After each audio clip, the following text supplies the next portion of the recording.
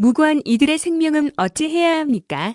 젊은 의사들이 집단으로 업무 거부에 들어선 지도 일주일이 넘어가고 있습니다. 그 사이 응급실을 찾지 못해 시간을 허비하다 숨진 이들의 안타까운 소식도 들려오고 있습니다. 9월 7일이면 의사협회 무기한 파업이 예고되어 있습니다. 이대로라면 앞으로도 제때 치료를 받지 못해 목숨을 잃는 환자분들이 더 많이 생길 것입니다. 1370만 도민의 생명과 안전을 책임져야 할 저로서는 걱정이 매우 큽니다. 의사 여러분께 간곡하게 호소드립니다. 지금은 진료 거부와 파업을 멈추고 사람의 목숨을 살려야 할 때입니다. 생명보다 중요한 것은 없습니다.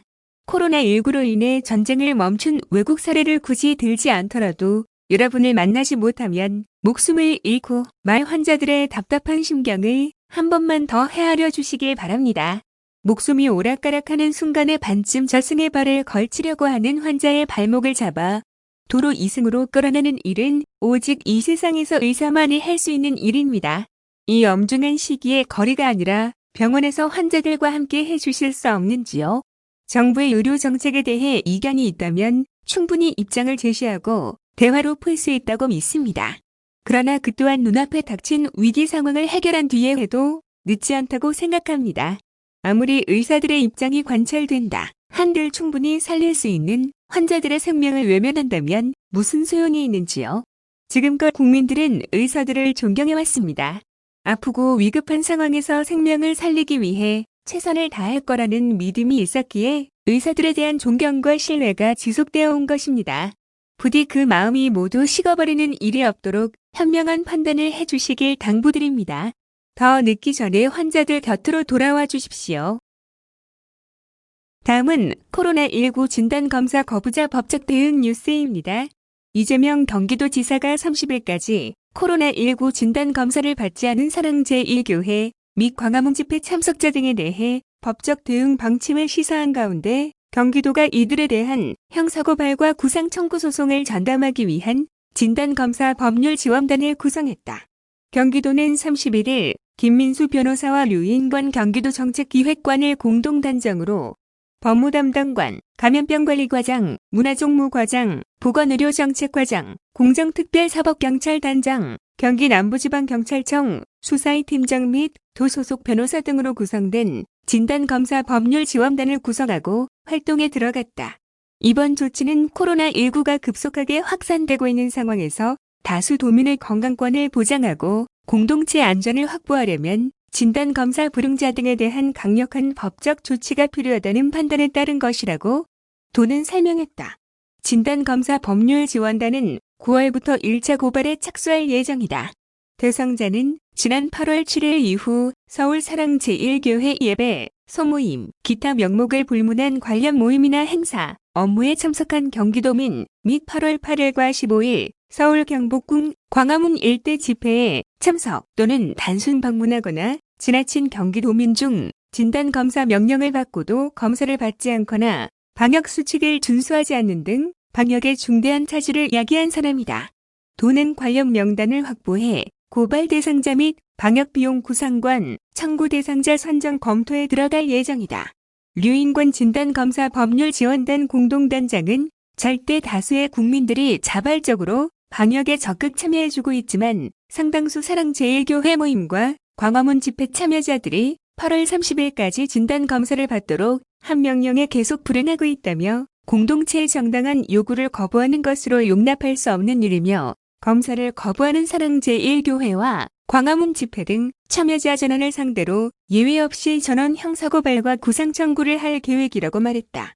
경기도 진단검사 법률지원단에 관해 궁금한 사항은 법률지원단으로 문의하면 된다. 다음은 코로나19 긴급대책단 정례 브리핑입니다. 코로나19 확산에 대비하기 위한 경기도 긴급의료지원단 모집에 30일 기준 의료인력 총 722명이 자원한 것으로 나타났다. 임순광 경기도 코로나19 긴급대책단 공동단장은 31일 정례 브리핑을 열고 많은 참여에 진심으로 감사의 말씀을 드린다며 경기도는 자원해 주신 의료인력이 적재적소에서 역량을 발휘할 수 있도록 지원하며 상응하는 보수도 지급될 수 있도록 준비하겠다고 밝혔다. 자원한 의료 인력은 간호사가 43%인 313명으로 가장 많고 간호조무 469명, 한의사 87명 순이다. 도는 의료 인력 중 간호사 19명에 대해 먼저 배치를 시작했다. 홈케어 시스템 운영단에는 지난 29일부터 9명이 배치돼 근무 중이며 31일부터 경기도 의료원 암성병원에 7명, 경기 수도권의 생활치료센터에 3명을 배치해 활동을 시작했다. 지난 28일부터 운영 중인 경기도 코로나19 홈케어 시스템은 주말까지 총 41명의 모니터링을 실시해 5명을 생활치료센터로 이송했고 나머지 36명에 대해서는 하루 한 번 건강 상태를 확인하며 상담을 실시했다. 31일 0시 기준 경기도 확진자 수는 전일 0시 대비 69명이 증가한 총 3,265명으로 도내 21개 시군에서 확진자가 발생했다. 감염병로는 고양이리삼 요양원 관련 9명, 광화문 집회 관련 8명, 평택서해로 교회 관련 3명 등이며 감염 원인 불명 확진자는 21.7%인 15명이다. 60세 이상 고령자는 31명으로 신규 확진자 중 44.9%를 차지한다. 고양시 일산 동구 123 요양원과 관련해 30일 입소자 9명이 확진 판정을 받았다. 최근 집단 감염이 발생한 서울 영등포 소재교회 관련 확진자가 해당 요양원의 요양보호사로 근무했는데 이를 통해 감염이 이뤄진 것으로 파악하고 있다. 집단 감염이 발생함에 따라 해당 요양원은 입소자, 간병인을 동반 코호트 격리 조치 중이다. 평택 서해로교회 관련해서는 27일 첫 확진자가 발생한 이후 접촉자 조사 중 30일 3명이 추가 확진되어 누적 확진자는 총 14명으로 늘어났다. 확진자 중 2명은 택시회사 발생으로 해당 회사 직원 52명에 대한 전수검사를 진행 중이며 추가 확진 가능성이 높아 자가격리 조치 중이다. 성남 공군 15비행단과 관련 소속 상병의 29일 첫 확진 이후 4명이 추가 확진된 누적 확진자는 총 5명이다. 군 중앙역학조사를 시행하며 부대 내 457명에 대해 전수검사를 실시 중이며 경기도는 감염원 및 전파 경로, 접촉자 파악을 위한 역학조사에 협조하고 있다. 양평 한길 요양병원에서는 30일 조리사가 무증상 확진됐는데 먼저 확진된 강원도 홍천 발생자의 접촉자다. 원내 환자 및 직원 24명에 대해 전수검사 중이며 확진자와 밀접 근무한 영양과 직원 3명을 자가격리 조치했다.